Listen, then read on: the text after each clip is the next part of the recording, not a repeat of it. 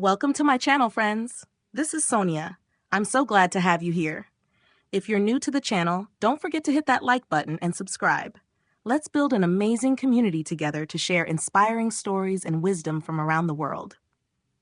Today's story is about the candle in the window. In a small, snow-covered village nestled in the heart of a valley, there lived a kind-hearted widow named Margaret. She was known for her compassion and her habit of placing a lit candle in her window every night. The candle was not merely a decoration. It served as a beacon for any traveler who might be lost, hungry, or in need of shelter.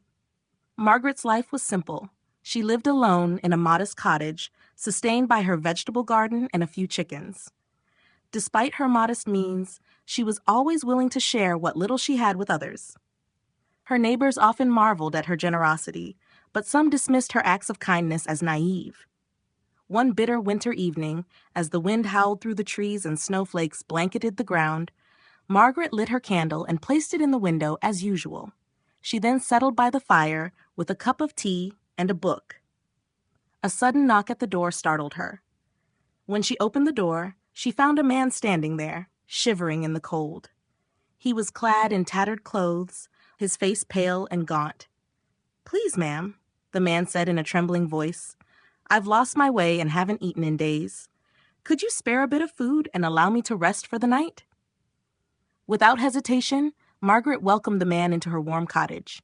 She prepared a bowl of soup, offered him a blanket, and sat him near the fire. The man was overwhelmed by her kindness and ate with tears in his eyes. Over the course of the evening, the man introduced himself as Jacob. He was a traveler who had fallen on hard times after losing his family and home to a fire. Despite his sorrowful story, he spoke of a dream to rebuild his life and help others who were suffering as he had.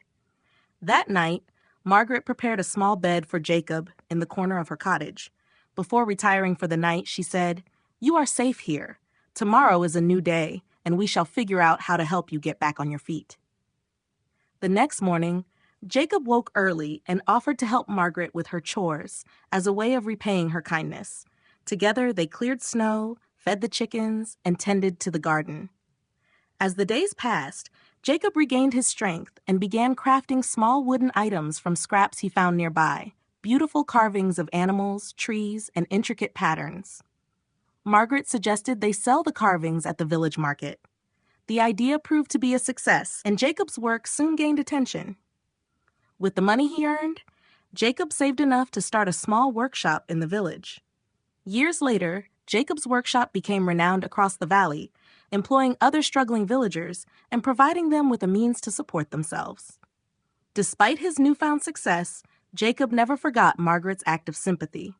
He ensured that her needs were always met and continued her tradition of lighting a candle in the window every evening.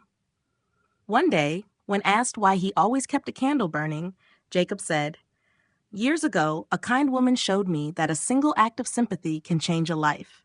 This candle reminds me to keep that light alive for others." Moral of the story: sympathy is a powerful force that can transform lives. A small act of kindness offered without expectation can become a spark that ignites hope and changes the course of someone's destiny. By extending compassion to those in need, we create ripples of goodness that spread far beyond what we can see. Thank you so much for watching.